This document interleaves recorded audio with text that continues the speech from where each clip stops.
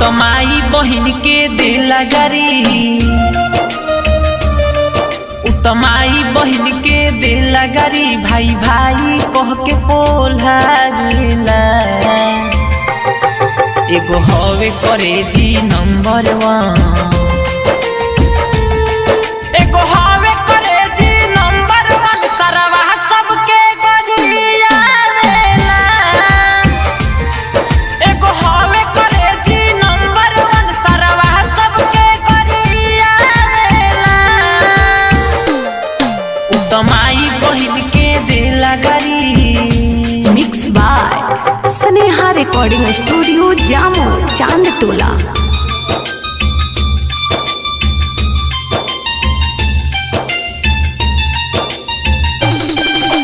DJ Manish Raxaul.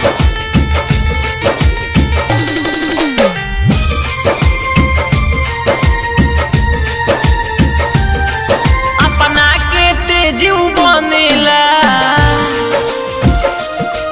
कहला पर कुछ तनेला।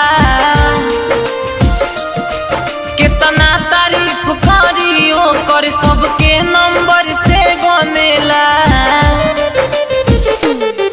केहू के नहीं छोड़ताऊ,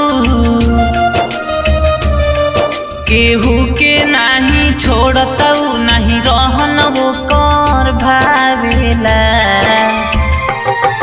एगो हवे करे जी नंबर 1, एगो हवे करे जी नंबर 1, सरवा सबके गरियावेला। एगो हवे करे जी नंबर 1, सरवा सबके गरियावेला। तो माई बहिन के देला गारी।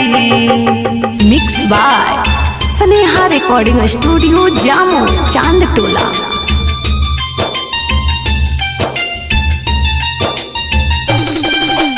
डीजे मनीष रक्सौल।